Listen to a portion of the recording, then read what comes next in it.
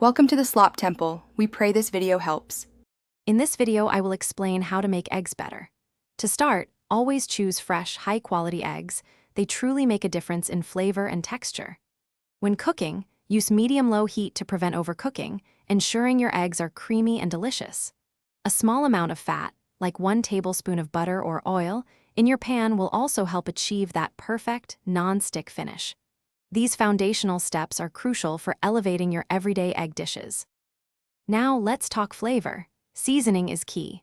Always add salt and freshly ground black pepper to your eggs.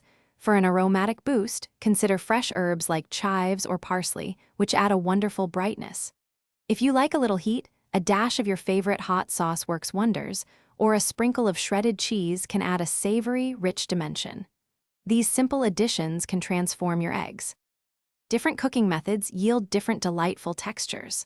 For fluffy scrambled eggs, whisk them aggressively to incorporate air, then cook gently over low heat, stirring often.